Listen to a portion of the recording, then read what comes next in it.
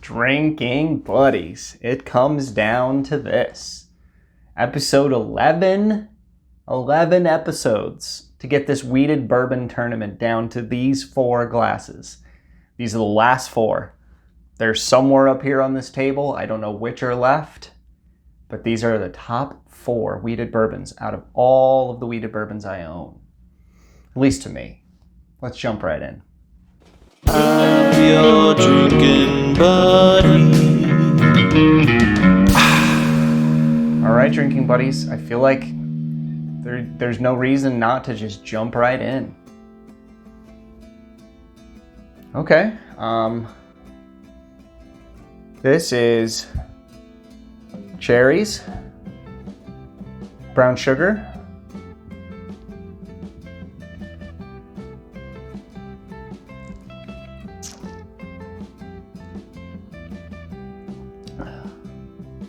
well, that's delightful. Cherries, oak, vanilla, cinnamon. Wonderful, wonderful, wonderful bourbon.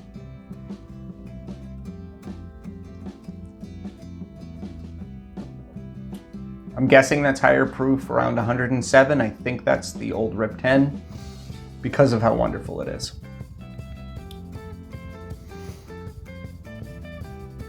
Okay.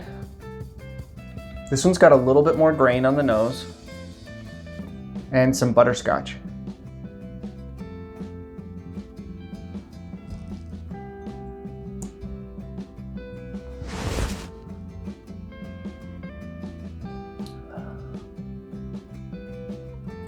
Maple,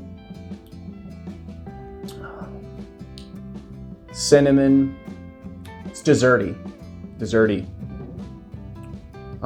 Really good. I'm not sure it was as good as number 1.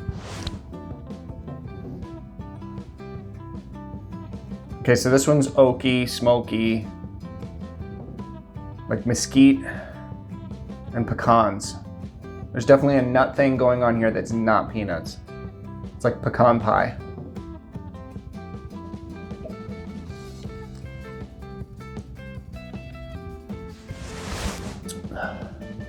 So that one's oak,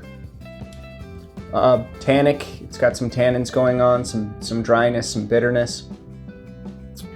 But there's a little bit of sweetness on the finish that reminds me of cherries. But there's some pecan in here. That's the Georgia Heartwood. I would bet money on that one.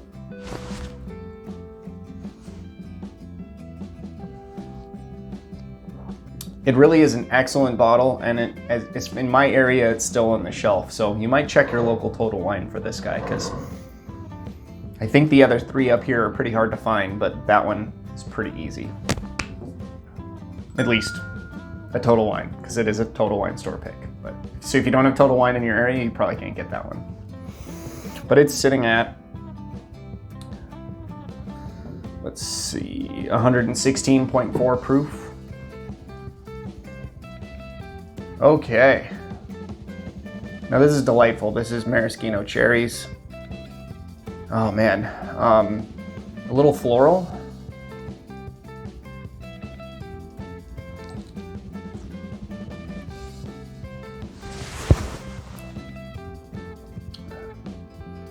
Cherry, stone fruit like peaches.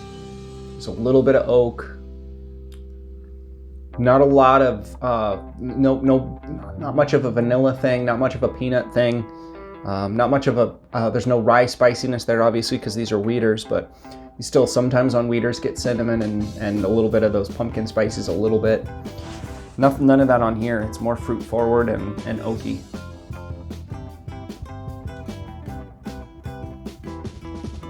Great finish that is really cherry. Lower proof, I think this might be Weller 12. Well, drinking buddies, I'm gonna go through these one more time and then I will call my wife in here to tell us what's what and what won.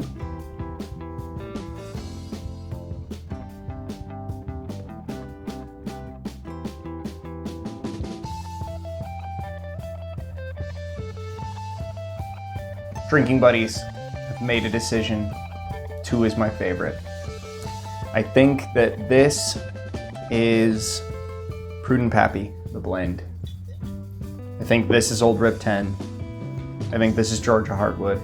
And I think this is Weller 12. Let's find out if I'm right. And the first one you chose Old Rip Van Winkle and Prudent Pappy. And the second one you chose Fiddler and Weller 12. Okay, so I nailed which 4 I chose. So I believe that this is the Prudent Pappy. I believe this is the Old Rip 10. I believe this is the Georgia Heartwood Fiddler. And this is the Weller 12. I could be completely wrong on that, even though in the last rounds I guessed them right. But my favorite is number 2, so tell me that one last. What was number 4? That was the Weller 12. Okay, so I called that. Honestly, it probably could have won. It's so good. It's so good. Weller 12, really good product. I'm not surprised it made it to this final round, and it could have won. It's so good. Georgia Heartwood Fiddler. Yes. Yeah. Georgia Heartwood Fiddler. It's a bottle that you can find on your shelves at Total Wine. This is a pick, so it's at a higher proof.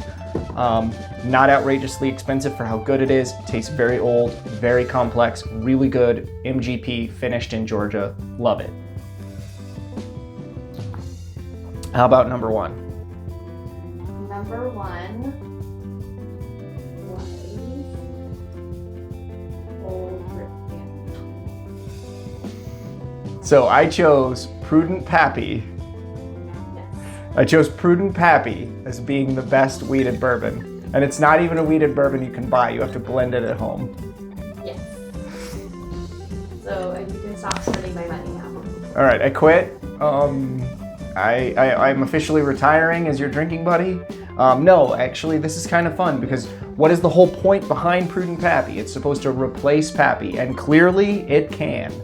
So if you want to go out to your local store, buy a bottle of Maker's Mark cask strength and a bottle of Larceny, put it in a bottle, let it sit there for a few weeks, let them get to know each other.